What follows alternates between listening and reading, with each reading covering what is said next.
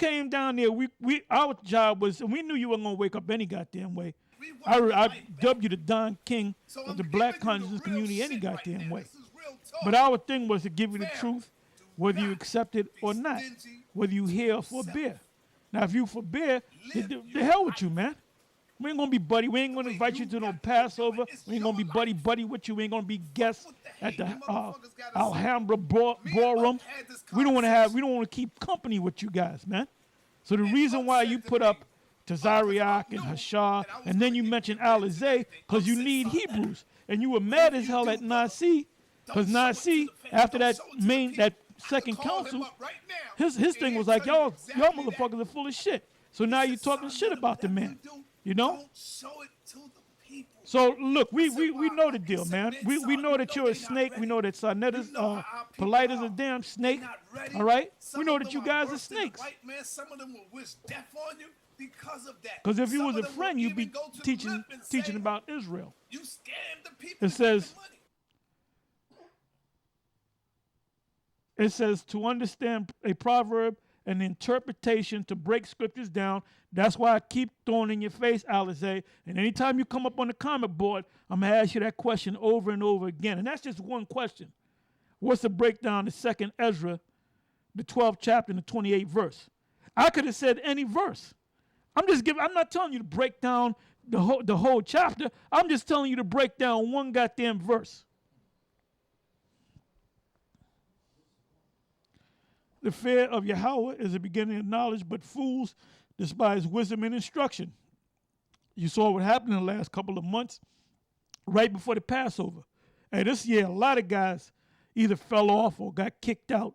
This right before weeks, because I said it was a month before the Passover. I said, damn, ain't nobody going to fall off.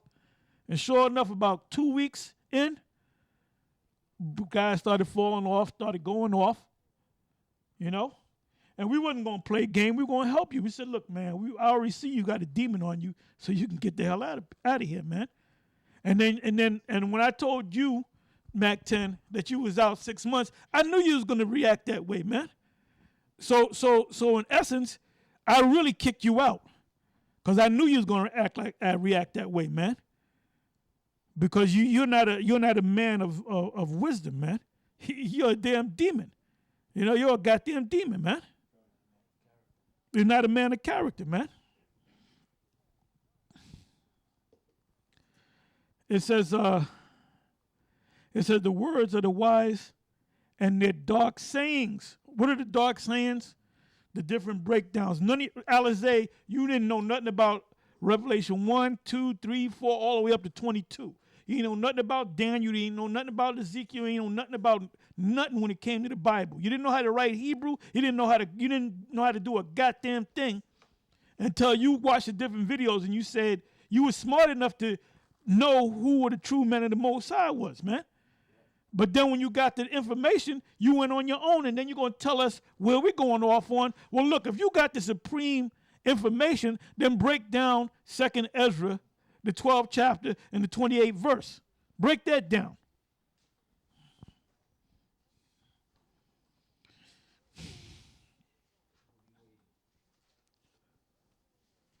It says, the fear of Yahweh is the beginning of knowledge, but fools despise wisdom and instruction. My son, hear the instruction of thy father. And we are your fathers, your spiritual fathers. Not the heavenly father. We're fathers, like Timothy was the spiritual son of Paul. Well, we're your spiritual fathers. And it says, honor thy father and thy mother, that thy days be long upon the earth. And forsake not the law of thy mother. The law of thy mother. What's your mother? The scriptures. When you suck on the breast, that's the scriptures, man.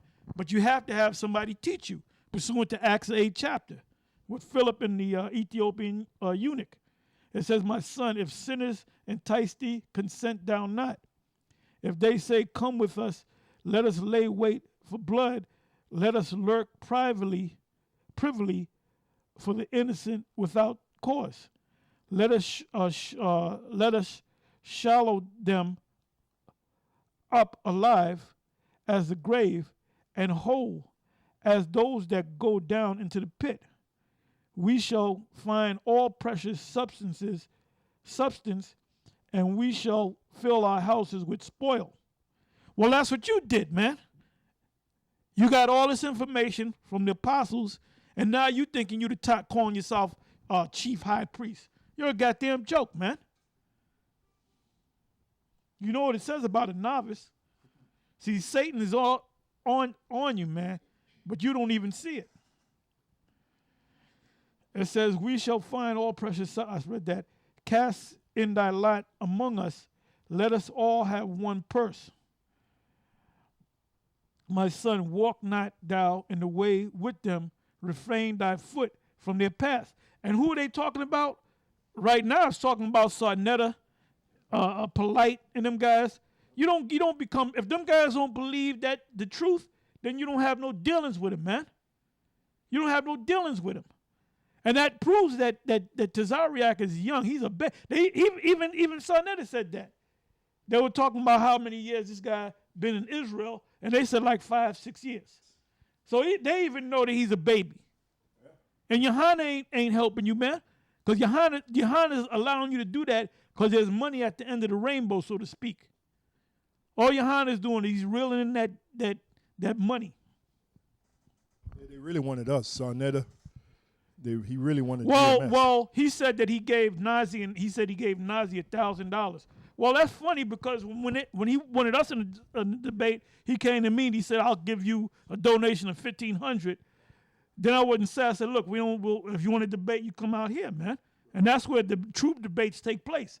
Debates are impromptu. See, Esau goes to yell, "Okay, we're gonna have a debate on this." No, a debate is an argument, man, and it's impromptu, man. Then you went down to the camp down the street where Ricard was speaking, and then you said, "Look, you up the ante." You said, "Well, I'll give you guys $2,000."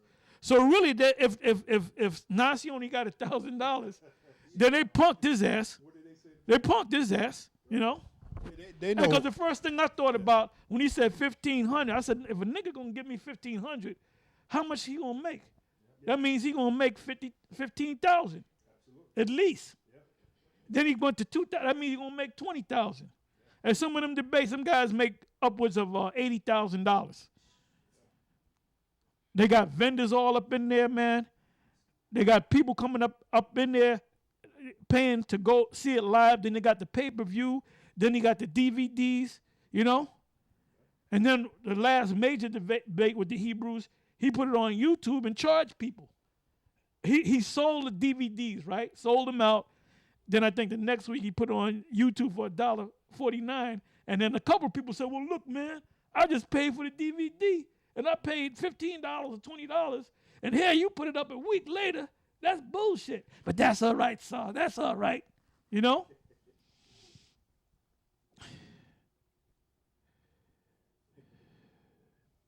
Oh, it says, so are the ways of everyone that is greedy of gain.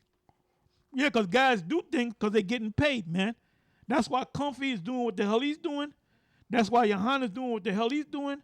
That's why Nate is trying to build a black Wall Street, because you're greedy for gain, man. It says, which taketh away the life of the owners thereof. And you'll kill somebody if you have to. Wisdom crieth without, she uttereth her voice in the street. So the true wisdom is going to be taught on the streets. All right? She crieth in the chief place of the concourse, in the opening of the gates in the city. She utter her words, saying, "How long, ye simple ones, will ye love simplicity, and the scorners delight in their scorning, and fools hate knowledge." I'm going to read that again. "How long, ye simple ones." The ones of you that call yourself a Moor, I went into a little back and forth with a Moor on YouTube, man. And he threw something at me. I threw something back at him. He threw something at me. I threw something back at him. And he said, "If you don't get it, I'm not going to deal with you." I said, "You know what? That means you lost, man. You left the field of intellectual battle." You know, and I was sitting back cool as a cucumber waiting for you to come with the next comment. And you ain't came back with shit, homeboy. All right?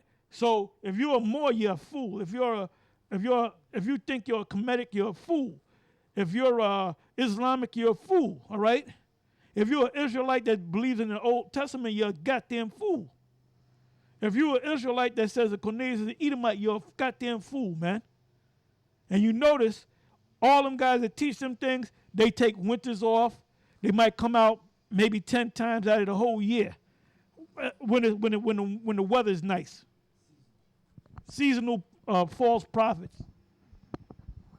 This is back up what Apostle Torah said, where he read about wisdom crieth without, uttereth a voice in the streets. This is Isaiah chapter 30, verse 20.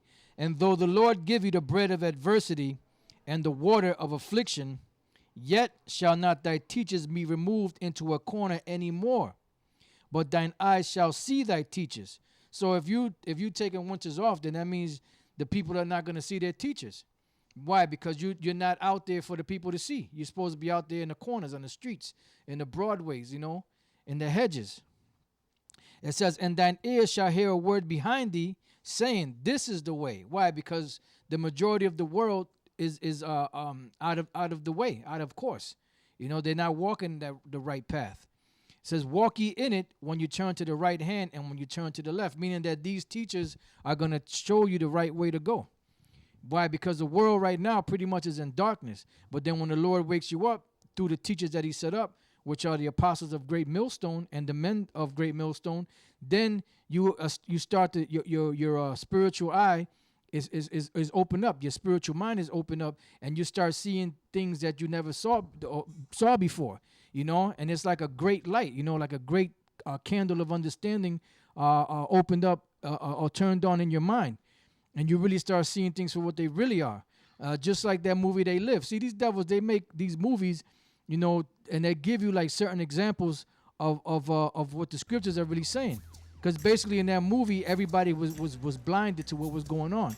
But then when you put on these pair of shades, you were able to see everything for what it really was. And really that was the understanding of your mind being opened up through the scriptures on what's really happening, what's really going on, what's the bottom line, who these people are that are ruling, like the Rothschilds, Rockefellers, so on and so forth. Why things are happening the way they are. The truth that the Lord, the Heavenly Father, Yahweh, is a black man. His son, Yahweh Shai, who the world ignorantly calls Jesus, is a black man. The angels are black men, who the Israelites really are, the 12 tribes. You start learning stuff like that, and then you keep learning, and then you keep being awakened, so to speak. Yeah, Revelation 22:10. And he saith unto me, seal not the sayings of the prophecy of this book, for the time is at hand. That's why if you notice, when YouTube came on the scene, we came up in 07, and we haven't stopped or slowed down, man. Okay? Because we're in the time that these books are being opened right now. In other words, we're opening up the books and we're breaking down the scriptures to you. Okay? Because if the Most High didn't set us up to break down the scriptures to you, you'd be lost. Okay? It says, he that is unjust, let him be unjust still. And he which is filthy, let him be filthy still. And he that is righteous, let him be righteous still. And he that is holy, let him be holy still.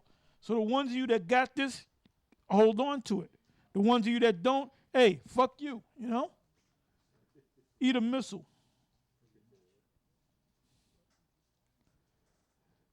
At 12, and I beheld, I come quick, and behold, I come quickly, and my reward is with me to give every man according to his work. According to his work. I'll read that again. And behold, I come quickly, and my reward with me to give every man according to his work shall be. There's a show come on called what was it called? The Undercover Boss. I don't know if y'all ever watched it, but it's a damn good series. When I get a chance, I watch it. There's always some Edomite. He's like the CEO of a big company, right? But he'll dress up like he'll put a fake wig on. He'll look like a hippie or something, and he'll go to the job on like the factory level, the lower management level, and he'll work among the different people, right? And there's some of them people he'll working with him, and he'll work with one guy, and they'll say, look, man, you don't have to do it that way. Do it this way, man. Look, we're going to go over there. We're going to lie. So he knows this guy is bullshitting, right? So he assesses him, right? Then it might be the nigga woman, right? She got 2 kids. Her husband died in the war, some shit like that. But she's a hard worker, and he's like saying, "Well, no, she's a good. She's trying to take care of her kids. She wanted to send her kids to school, you know." Then it might be a Jake. There was one with this simple ass Jake that said, I think his woman left him, and he raised up his son on his own. He played football, and his dream is to go to the Super Bowl with his son, but he can't afford it. And so at the end of the thing, the boss would go, "Well, look, he would say to one guy, 'Look, you're fired. You can get out of here, man. We firing you.' And then he'll say to the ones that are really doing the right thing, he says, 'You know what? You said you wanted to go to the Super Bowl. You know, we got tickets for you to go to the Super Bowl. I'm gonna give you a raise, and I'm gonna move you out of that fucking house and give you a better house.' You know, that bosses that gave $100,000 to people, man, because of their story, man, or how they changed their life around. So basically, that's the same principle of the scriptures. The guys that are out there, you know, in the cut, the grunts out there, that's what the Most High is looking for, man. He's looking for the grunts. Because any company, the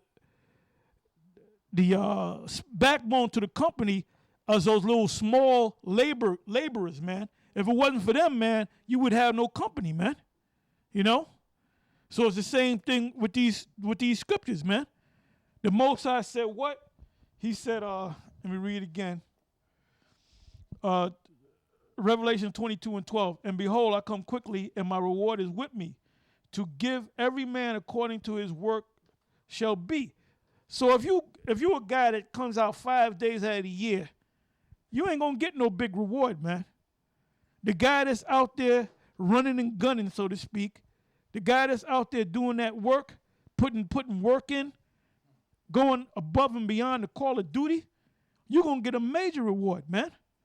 And there's some of you that's going to sit on thrones, man. It tells you in Matthew that matter of fact, I'm going to get that. Hold up. All right, this is the book of 2nd Ezra, chapter 9, verse 7. "And every one that shall be saved and shall be able to escape by his works and by faith whereby you have believed." So basically it's by the works. You know, I mean, even though it's of grace and of faith, but if you have faith, you know, you're going to do the works. You know, so it says, "And every one that shall be saved and shall be able to escape by his works and by faith whereby you have believed." You know, and another one is 2nd Ezra chapter 8, verse 33. "For the just which have many good works laid up with thee shall out of their own deeds receive reward." You know, so that reward is deliverance. Matthew 19:27. Then answered Peter and said unto him, Yahushua, "Behold, we have forsaken all and followed thee. What shall we have thereof, or therefore?" And Yahushua said unto them, "Verily I say unto you, that ye which have followed me in the regeneration, when the Son of Man shall sit in the throne of his glory, meaning the kingdom of heaven, ye also shall sit upon 12 thrones, judging the 12 tribes of Israel." So we're going to judge, we're going to tell the other Israelites what to do. The ones that it starts with the 12, then it goes into the 144,000. So there's levels to this thing. There's always levels to this thing, man. The ones of us that did the work on this side, man, we're going to get a great reward in the kingdom, man. It says, "And everyone that hath forsaken houses, or brother, or sister, or father, or mother, or wife, or children, or lands, for my name's sake, shall receive 100-fold, and shall inherit everlasting life." And that literally means living forever, not for no 1,000 years. Right. "But many that are first shall be last, and the last shall be first." Because Lahab was in this before me. Yeshai was in this before me. All right? Kazak. All right? A lot of them guys were in this before me, man. But guess what? They're going to be the last. And we're going to be the first. Because you guys, until you done disappeared for a number of years, And now you're trying to come back in with a corrupted gospel. All right? That's exactly what it is, a corrupted gospel.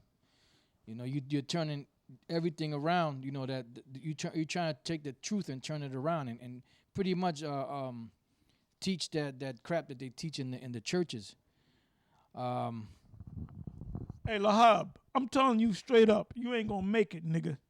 Okay? You and your buddy over there. All right? You ain't going to make it. Okay? I'm saying it, pointing my finger at you, too. You ain't going to make it. The Most High, Yahweh B'Shem, Yahweh Shai, the Supreme Yahweh is not going to deal with you, man. The Most High is going to destroy you. Yeshaya, you can get destroyed. Gazak, you can get destroyed. Now, it's still iffy about Ariel and Shaw. All right? Now, Johanna, you ain't making it. You're the devil.